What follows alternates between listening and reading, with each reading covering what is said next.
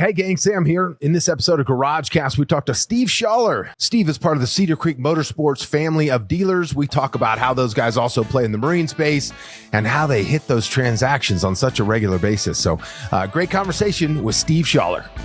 This is a show for anybody that has something that they want to say. It's going to be full of people with a lot of energy, CEOs, OEMs, vendors. Best practice ideas in this industry and of neighboring industries. We're talking to people that are on the cutting edge of processes, management. Serial entrepreneurs, authors. We really have a feast of all different types of senior level people. A cornucopia, as it were. A plethora, maybe.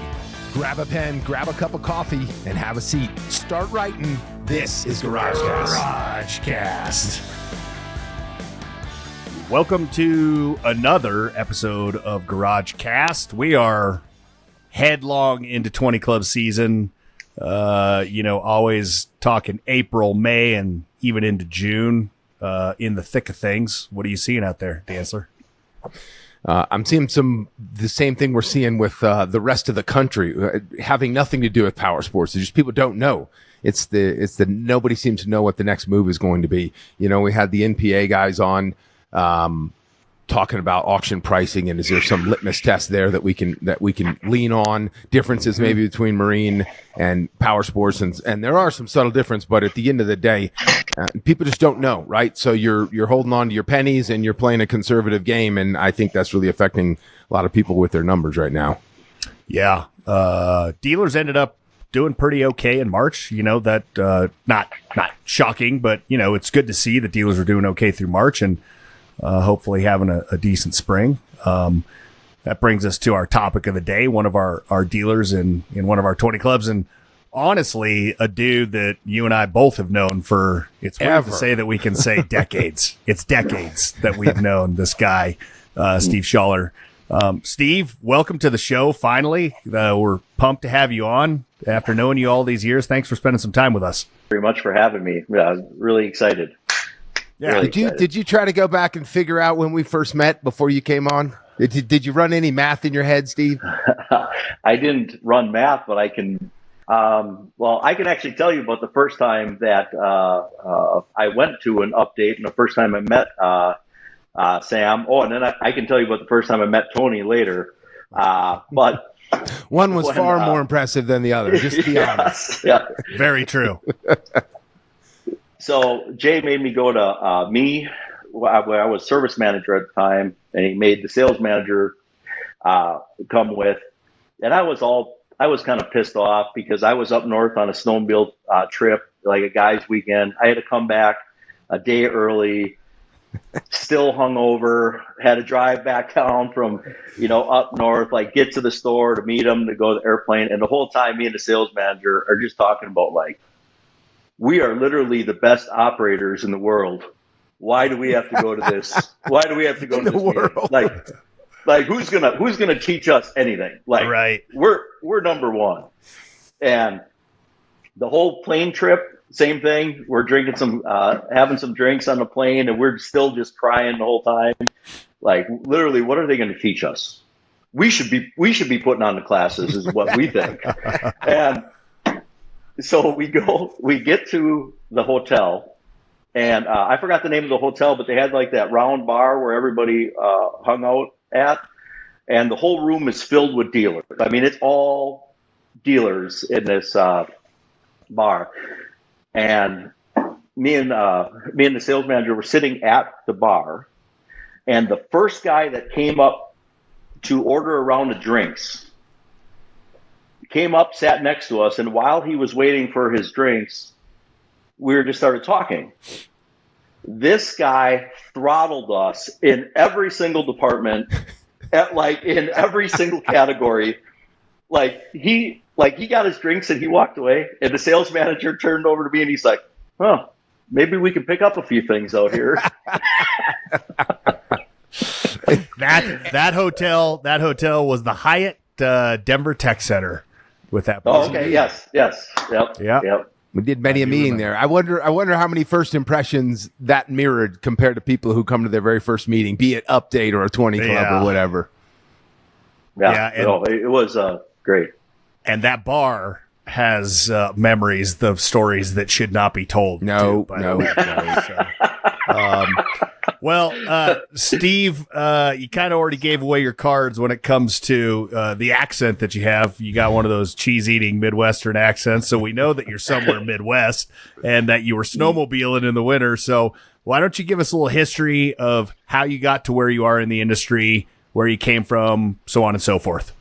So I actually grew up in a small town in southeast Wisconsin, of Random Lake, where my dad had a small repair shop specializing in like snowmobile repair, and also a dealer for wet jet watercraft. That was invented by a buddy of his, that actually his college roommate, and talked him into being a dealer and also running a bunch of rental fleets all over. So I had to spend the majority of my weekends traveling around to different tourist areas in Wisconsin, fixing these things that broke all the time. That's because it took like 4 cases of beer to come up with a design one night. Yeah, exactly. Yeah, they even had like the handlebars, like Knight Rider, or Kit from Knight Rider, like the same kind of steering wheel. But no, so I started doing that, where I really kind of liked it, and he sold out of the business, sold it to a couple other younger guys. I mean, older than me by about 10 years, but they were way younger than my dad, and they bought it, and they got much more into motorcycles, ATVs, when that was starting to get big. So I worked there. I worked a regular job, but then I would still work there. I ran their parts counters and their service counters so they could keep wrenching on it. I really kind of liked it. And then I was in my low 20s. I was reading the classifieds in a newspaper, and a dealership was for sale. Polaris to the Yamaha dealership. And I thought I knew everything at that time. And so I'm just like, I'm going to buy this thing. And I went to, actually made a run at it. And I got approved from all the manufacturers because my dad was co-signing for everything. I didn't have a pot to piss in or a window to throw it out of. And so right before we were getting close to closing, and not to mention the store was not in good financial shape. But I only knew enough about a profit and loss statement to be dangerous and a balance sheet. But right before we're getting pretty close to closing, the bank called me in and they were like, "Hey, are you sure you know what you're doing? Because your dad, you're young enough, you can recover from this if it doesn't go well. Your dad will never recover financially from this." So they really kind of scared me.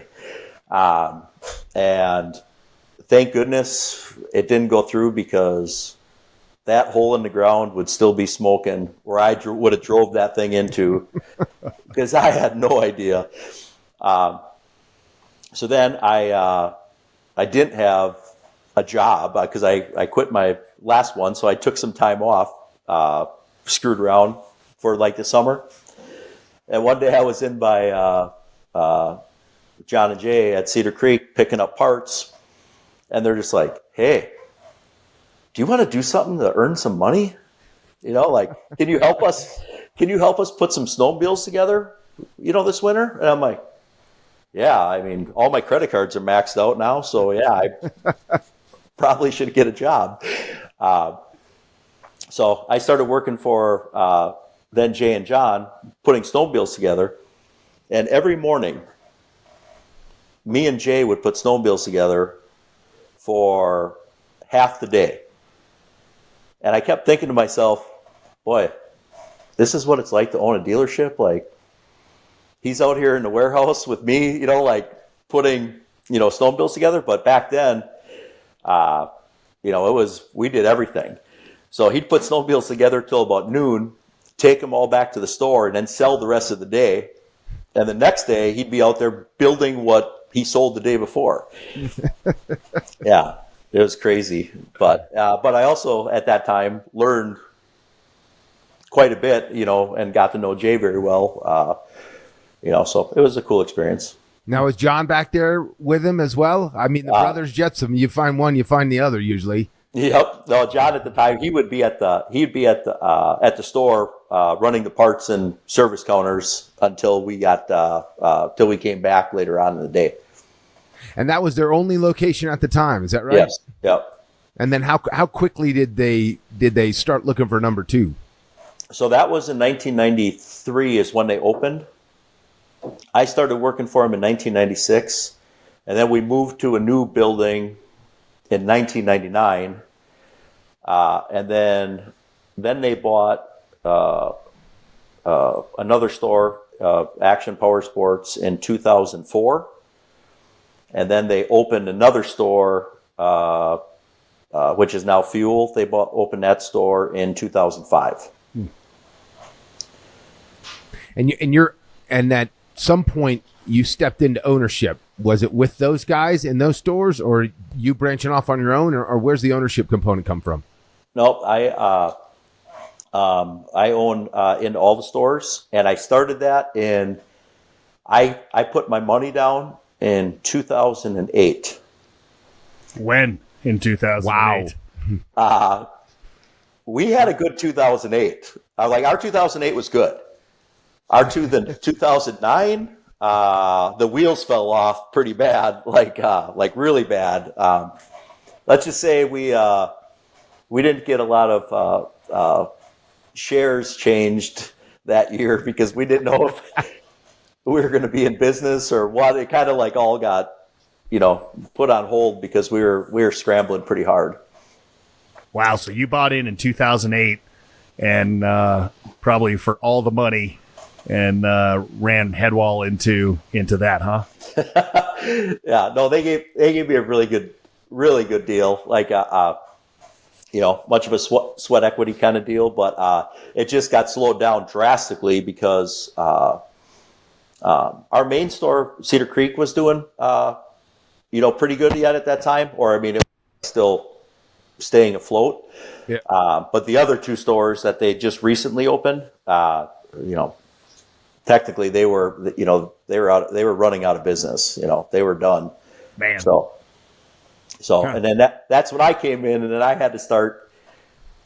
Took over both them stores at that time, and that wasn't much fun. So when you guys had your podcast last week about recession proofing your dealerships, Right. That really hit home, on a lot of different subjects because we were not recession proof at that time, not even close. And I was as many creditors I had to deal with on a daily basis. Like, hey, when am I going to get paid? When am I going to get paid? It's like, hold on, it's coming.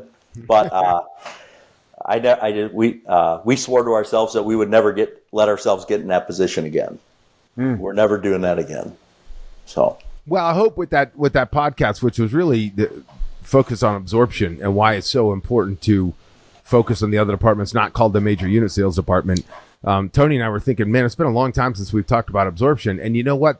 That's we should all in this industry be talking about absorption all the time, because you never know when something like that's going to come up and smack you in the face, and you're going to really need all the other departments. So I'm glad that resonated with you, even though it maybe took you back to a not fun time when you just became an owner.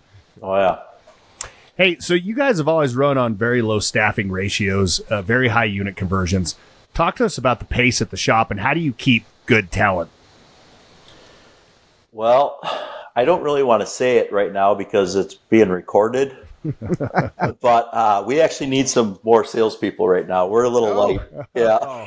Write that down. Let it be said that in 2025, April 17th, we need more staff. Yeah, we're a little bit light in the sales departments because actually business. Our January, February were not good with another no snow in the state of Wisconsin, but or it came really late in northern Wisconsin, but another bad snow year.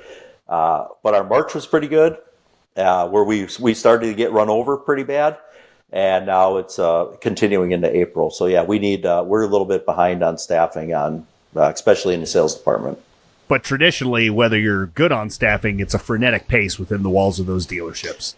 Yeah. So before, like in 2019, when we were open 6 days a week, compared to now, we went to 5 days a week in 2020 and have continued on that. But our volume is now, taking all the COVID years out, our volume is going to be up in 2025 over what 2019 was. But we're doing it in less days, in all the departments, right? More service, more parts, more sales. So our 5 day work weeks, days fly by, it's, there's some days that really roll there, but I think our staff really likes it. I should say really, I know they really enjoy having 2 days off a week in a row instead of, splitting up your A team during the week. But that pace that Tony's referring to is really important because you guys are what most of us would call high volume dealers in most of your stores.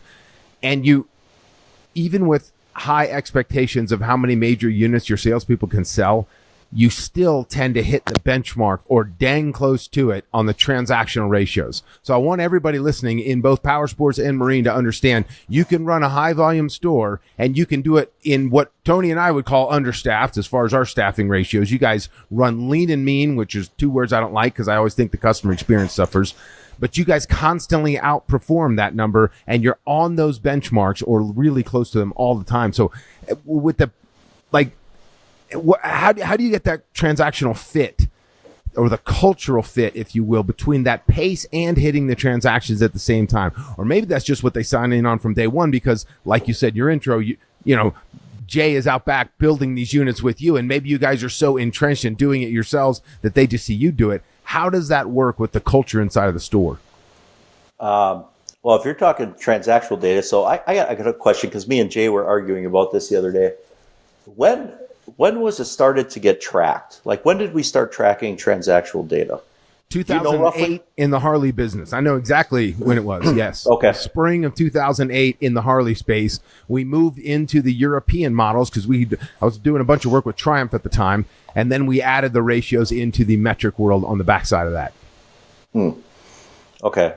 All right. Because we, I don't know when we really started paying attention to it, but it really is your report card for your dealership. Every day, we get a transactional log from all our managers, and for each store, and it covers, and all it is all the digital traffic log, how many leads came in, where they came from, how many appointments were set off of them, how many appointments were kept, and then the door swings, the actual traffic log in store. And then the transactional data. And I will tell you right now, there's been dealers I've been in different groups with that still say our store is different. We have more parts people coming in, that we can't hit that transactional data or not. I'm telling you, that's horseshit because going back to the Veracas, when they said that they would buy stores based off of transactional data and they would know how much they'd sell. Yep. I am all about that now because you can tell, there's instantly every dealership that we toured in a different 20 group or whatever that said that, hey, I can't get to these numbers because our store is different. And then you're walking around their store watching all these salespeople or, sales customers just walk around not being talked to. It's like, no, you're leaving all this business on the table. We judge that really closely, and we do like to be at 6 deliveries per transaction. So the crazy thing about 1 delivery for every 6 transactions. Sorry. Right. The crazy part about this, Steve, is that there's still people listening to this podcast. I don't know, maybe 50% possibly, that are they're convinced that transactional shit doesn't BS. doesn't have anything to do with me, because where I am is totally different. So it's good to hear that, man, for sure. Yeah, we used to go off of door swings. Like, okay, hey, we should have sold this many units based off our door swings, and that you could pull Coles for them numbers all the time. But these numbers are pretty solid. I mean, as far as for tracking, if you're getting your fair share of business or not, I mean, that's all you got to look at every day. And I think you made a really great point that when you look at new stores, you know instantly. I guess I added the word and you seconded it. You will know instantly, based off how many transactions the store had last year, the potential of what's possible coming out of that store. So if we're going to look at a potential buy with that mindset, why wouldn't we look at our own potential store? Why is our own existing store, why is our store different, but we would look to buy a different store on the same metrics that we're not judging our own store on? I think it's very misleading. Mm-hmm. Yeah. Hey, Steve, how many total stores are there now that you're involved with? We have 5 power sports stores and 2 marine stores. All right. So we 7 did have total? 7. We did have a bicycle store that Sam talked us into. Hold on. He took off his ears for that one. I didn't hear it. Missed the whole thing. Was he bad-mouthing me? I said we did have a bicycle store that Sam talked us into, and totally lost our gym shorts on that thing. So, but we did close that down. Because you're trying to sell gym shorts and not bicycle shorts. It's a simple problem. Yes. So with 7 dealerships, talk to us about the leadership it takes to run that many stores and how you guys don't step on each other's toes or cross messages. Like, talk to us about that model. Well, we have, I mean, as far as like, the owners go is now, Jay's just about retired, but he's still gonna hang around. He's on the payroll for a couple more years yet. Yeah, he's still a wealth of knowledge, and we still, I still go to him with lots of questions and whatever, even though he's not always around. He likes to call me, from Key West and tell me stuff I already know, just to, I know he's just doing it to screw with me. Like, he goes, "Hey, what's going on? What's going on here with your F&I number? Like, what?" Or he goes, "Did you happen to see this?" Like, "Yes, Jay, I did see it." And he knows I know. But I laugh when I get off the phone with him, because I used to do that to him all the time. So he's just getting me. He's just doing it back at me. It's a break for him from trying to wrangle his wife. Yes, exactly. And we all know, if you know her, you know. Yeah, exactly. But then we have Brett, who's part owner also. He's been buying in as Jay's been going out into all the stores also. And then we have GMs at each store that runs a store, and we expect them to run their stores as their own, because we want them to be owners, right? Like, so we want them, we want these guys to run their stores if it's their own. They're responsible for all the day-to-day. I think we monitor it. They ask us questions. We'll give them our insights, constantly, but ultimately, they're paid off the net of the store. So, they have a very, heavy interest in it. And between you and Brett, what are the job duties between the two of you? If you guys are the front line too, they're actually truly pulling the levers right now, right? What's the... Well, normally before I'm actually GMing a store now that one of my GMs left for a different opportunity. But so I'm at this store like every day, which unfortunately I haven't been getting to all my other stores on a daily basis now. But I'm still talking with them, still reviewing their numbers. But normally we like to always hit different stores daily, meet with our CFO and my accounting manager right away in the morning, our HR director, go over anything that we have going on. And then I always like to, I like to surprise people, like to go into all the stores, right? I don't want to be, Jay referred to him a while ago. He's just like, he goes, "I just became the Canadian Goose." I'm like, "What are you talking about?" He goes, I fly into a dealership now. I shit all over the place, and then I just fly away and let everybody clean up the mess. And I don't want to be that person, even though I am, a lot. Like some of my GMs will give me a lot of crap about that, that I'm just there to ruin their day. But but we like to get the store just constantly, monitor. But as far as most of the day and day, they're on their own. Let me shift gears on you here for a second. We've talked before about there are a lot of auto guys that are now, or auto organizations that are starting to play in the power sports industry over the last several years. There are a lot of Harley GMs who've gone into the marine space. There are marine dealers who've bought power sports dealerships. And you guys recently, right, in the last several years, you guys bought a marine dealership. Yep. So what was the impetus behind that? And is that a major growth arena for you guys, or was that just you just want to play and see how it went with the first one? So, truth be told, Jay always wanted to have marine stores. He's a big boat guy, big nautical guy, right? So he liked it, right? And it all started with BRP pushing us hard to get in the marine business. Constantly, hey, you guys need to get in the marine business, So finally we're like, you know what? Let's get in the marine business, We had some opportunities with some, boat lines, and we did it. So when we first opened up the boat store, or the first boat store in March of 2020, was the first day we were open, and it was a soft opening. We weren't advertising it. It wasn't out there. Soft opening. Me, Jay, and Brett are all there together.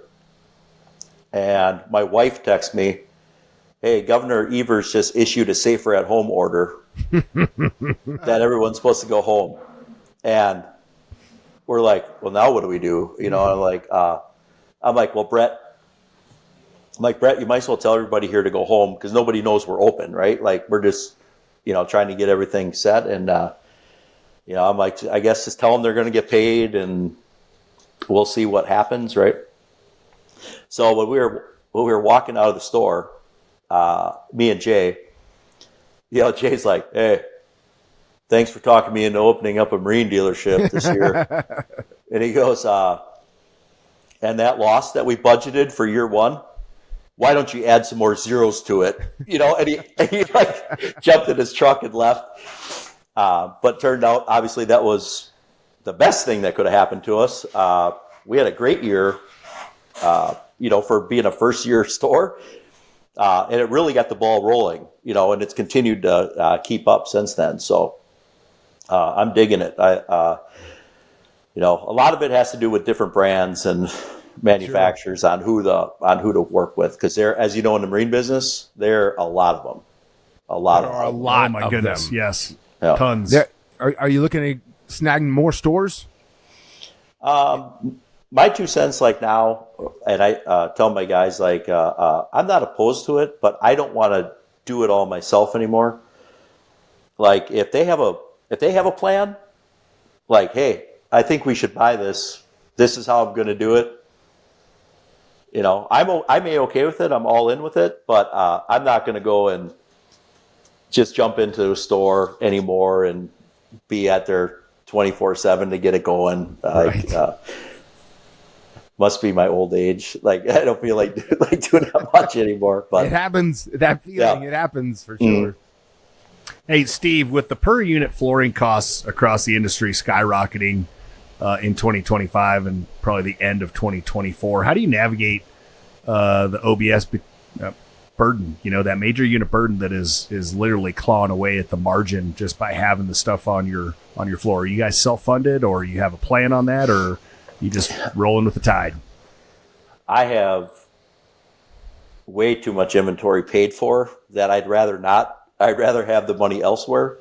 But we floor a lot of our stuff. Once the free flooring gets up, because especially with BRP and Polaris, and even Brunswick acceptance for that fact, very high interest rates because they get a piece of it, so their interest rates are higher than everybody else. So we pay it off. And then we charge the stores back. Instead of getting charged the 14%, we charge them back at like 10%. So self-funded internally through a different company that you guys fund yourselves. Yeah, through ourselves. Yep. Yeah. Well, Steve's talking about the differences between certain OEMs, and I think back to that comment you made about how many marine dealers are out there, OEMs, right? And we have a sponsored Barletta Group, and I won't. Just this last round, Jeff Harradine was talking about the 71 other pontoon companies that they look at to measure themselves against. Hear 71. That. The pontoons, one category, the 71 other pontoon OEMs that are out there, right? And so it makes me wonder, as you're looking to expand or get the right mix of OEMs inside your store, when do you cut bait? When you say enough is enough, I'm going to drop that line and we're going to pick up a different line. We're going to pick up somebody new who's got different, whether it's Brunswick, like you said, or Pickett, right? Yeah. Oh no, that's true. Cause it gets old fighting with these guys. Like, just having to fight with manufacturers all the time over orders, like it just drives me nuts. Like to spend that much time fighting over what they think we can sell, and they never ask us what we think we can sell. They just tell us what they think we can sell. And that just absolutely drives me nuts. And there are some boat manufacturers that are really great to work with. They make it really easy. Like, hey, if you want to order this, or the amount of flooring that they help with, I've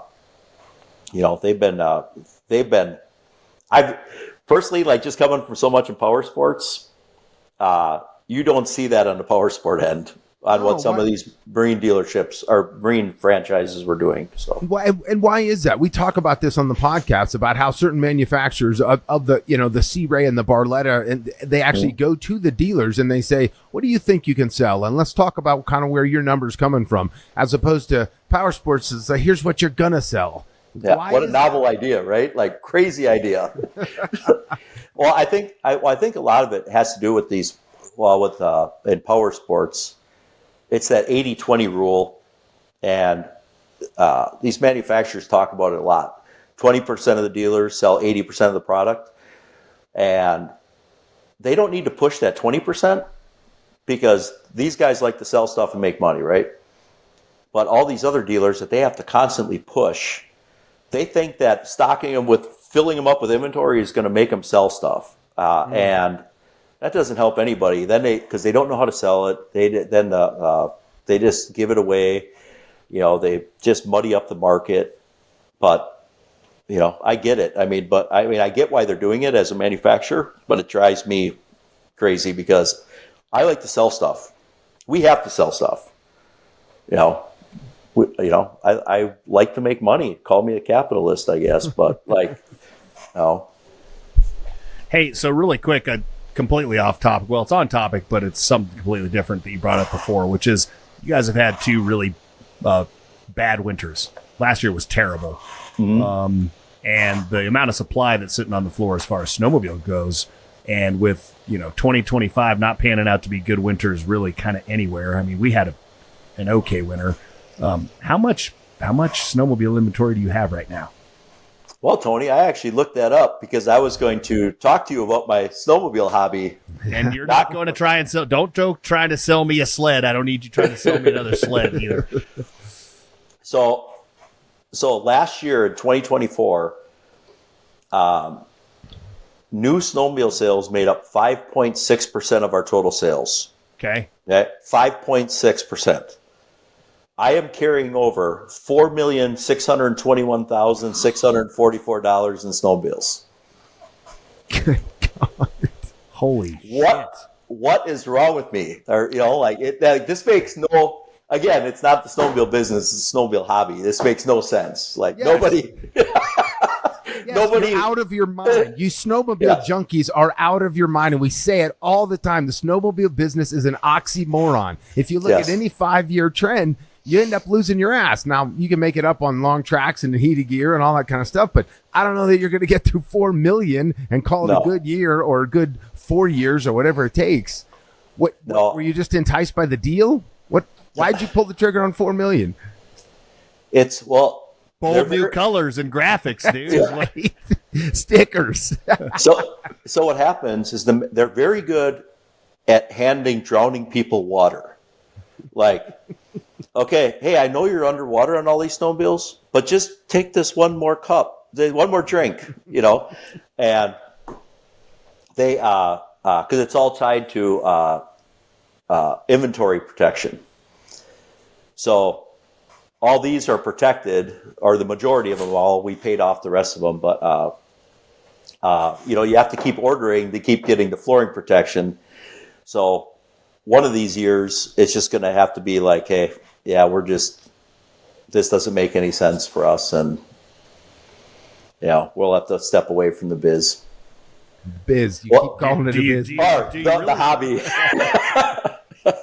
Yeah, I mean, do you mean that? Like you think you're going to have to step away from the biz? I mean, I do have dealers that are really asking themselves after the past 2 years that, like, I'm not sure I could do this. Which crushes my soul because it's my favorite segment, and I love it so much. Yeah, I'm with you, and that's the only reason why we do it. But it doesn't make a lot of sense. And if I could just order what we want to order, like if I could, get our inventory levels down quite a bit more, and it wouldn't cost us so much money to be a dealer, I'd still do it. But the issue, like with, say, like BRP, if I'm a non-compliant dealer with Ski-Doo snowmobiles, I'm a non-compliant dealer for all their other brands. Mm. So then I don't get anything on any of their off-road, their three-wheel, their Sea-Doos, nothing. So they tie it with snowmobiles. So it's like your only option then is to terminate the line. Our orders this year were very, very small. We didn't have to order hardly anything. Well, obviously because we're carrying over so much, but. Got it. Wow. Hey, and you want to know the worst part? We didn't hear it already? Yeah. Jesus. There's dealers in northern Wisconsin that have way more snowmobiles than we have. Like way more. By money or by volume? Both. Oh my God. There is a lot of snowmobiles up there. The manufacturers, we picked up some stuff because we were running low on non-currents, so we wanted to have more non-currents because it's going to be a non-current game next year. But I couldn't believe just seeing how much stuff was out there. It's like, holy cow. And now what that's doing is it's tying up the credit lines of these guys. So they can't get the stuff that they need to sell. They can't get the off-road product or to sell because they have all the snowmobiles in stock. Yeah. Wise man once said, "I'd rather be looking for it than looking at it." Yeah, still one of my favorite sayings. Yep.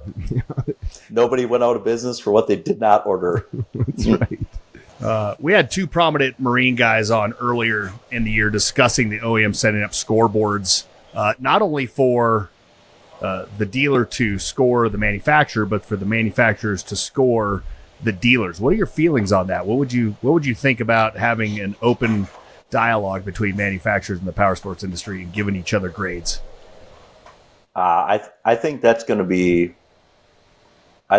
coming already. Do you really? Yeah, I think some manufacturers are already working on it. They have when we talked about that 80-20 thing before. Some of these manufacturers know that's a huge issue, and they have to do something about these dealers. So they're starting to facilitate buyouts. They're starting to push like different multi rooftop dealership groups to buy some of these stores. They're starting to weasel in a little bit on that already, and I think you're going to see a whole lot more of it in the near future. Well, that's like for the buy sell type of thing. I'm talking more about like you're established. You have 5 power sports, 2 marine. What if Honda or Polaris or CF Moto said, hey, listen, here's a scorecard. We're going to ask you 10 questions, 15 questions about us, and we want you to grade us on a scale of 0 to 7. And then they also, which, again, I think manufacturers for the most part aren't really in the business of saying, hey, Steve, you know what, we really like your service department and your follow-up and this and that we graded. But honestly, to tell you the truth, your parts attachment rate actually sucks, and you don't have enough salespeople, and they're not really doing it in that manner of telling you, here's what we think about your business. No, that you're right on. But I would be all about it. I actually had my Polaris rep in my store yesterday and told me how bad we suck at selling accessories at this particular rooftop. So they did do that yesterday. But no, it's coming. I think they want to open dialogue because they want to openly have conversations about hey, you're not doing this. You're not doing this. You're behind on this. You're behind this because what percentage of dealerships that are actually in 20 groups? I mean, do you think of the whole entire country? 20% max. Tops. Yeah. Max. Okay. Yeah, I would say, I would totally agree with that. So you got all these dealers that have no idea what they don't know. Yeah. They just don't know what they don't know. So I think manufacturers are gonna fast track this to try to teach these dealers. I mean, there's some manufacturers already trying to that are pushing you to get in 20 groups, which is crazy when they're making you join 20 groups. To help your dealership. Blows my mind because you should be doing it. I have a guy that asked me. He's not in a 20 group, owns a store, and he would just saying, "Hey, I really got to get my service department up and going." And he goes, "I just hired a new service manager," and he goes, "We're really looking to get at 130% proficient rate in our service department." I'm like, 130%? Really? Where did you get that number from? And he's like, "What? Isn't that what it is?" I'm like, "Oh, let me guess. You have an automotive service manager." and that's what it was. Yeah. And he goes, "That's not reasonable." I'm like, "I've never seen it in my life, but they don't know because they don't know. So I don't know how you can actually operate a dealership when you don't know where you should be at.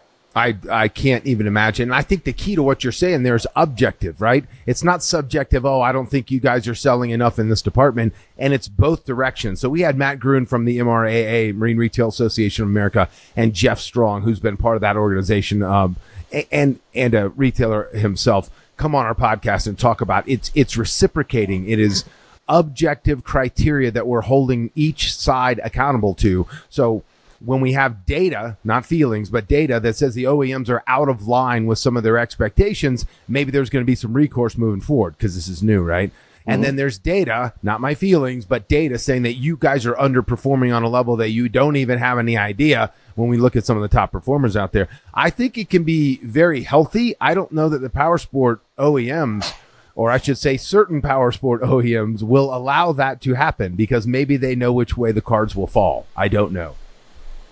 I guess we'll have to wait and see, right? Yeah. Hey, let me ask you a question, which is my last question, and it's hard to predict, but let's just say this tariff thing isn't a thing, right? Let's just say we had a normal, whatever normal looks like, just remove the tariff, and this would be a normal year. If we're progressing on a normal year, what do we look like in the next 5 years? What does the power sports industry look like? And what should we be watching for that maybe is not even on anyone's radar? I think this tariff thing is going to blow over pretty fast. I'm hoping. It seems like the dominoes are falling pretty fast here, and it hasn't affected our business yet. I'm hoping that it'll be resolved by the end of May, so nothing does affect our business. But I think in the next 5 years is going to be good retail wise. I think I have great confidence that this country is going to be humming pretty good, economy wise, but we really have to get good at after sales, and retention of customers. We still are, all my stores and just the industry in general, we're way far behind the automobile industry in after sales and driving people to your service department and, constantly getting them in to buy more accessories. Just keeping a fence around your herd. We really need to step that up a lot. Yeah, I sit here and think about to your comment there about putting a fence around your herd. That concept from years ago that it takes 20 touches with your brand or your product before somebody pulls the trigger on the next one, right? Well, we can speed that up. We can we can expedite those 20 touches if we're really good in all the other departments. Even if it's less profitable or we're running an event where we're losing money just to get them back in, the more we get them back in, the sooner they're buying the next major unit. So I really like that idea of the after sales. I think that's a great answer, Steve. Yep, me too. And to add on to something like that, if the industry does not get good at after sales and more specifically parts and accessories, it's going to go the way of auto, where you just have a really big parts department for the service department, and you have a small smattering of really uncool accessories for a truck or a car. And what the manufacturers are going to start doing, because we've seen it sort of happening already, you're going to see them start to accessorize units to the nines. Like the truck that I bought in the last 2 years, I have no need to look for any single thing to ever change in that truck because it has a Bose stereo system. It has GPS already in there. It's leathered out. It's a perfect car. And I could see them slamming all this stuff into a side-by-side, the roofs, putting on better rims and tires, putting on all of the front and back, but all of that stuff, right, comes with the coolers on the front and the back, and them making the money versus letting the dealer enjoying those profits. There is a big downside if we do not get ahead of this and start showing a reason why we sell more accessories. I totally agree. Well, think about what we've seen recently or this calendar year with Harley Davidson, right? They've been doing, relative to their products, they've been loading them up just like you're saying, Tony, and it already comes with the tour pack, and it already comes with the stereo, and it already comes with, you name it, because certain dealers are just not good at that. So, yeah, I think that's a good talking point. You know where you can find a HD Chrome consultant, Dantzler?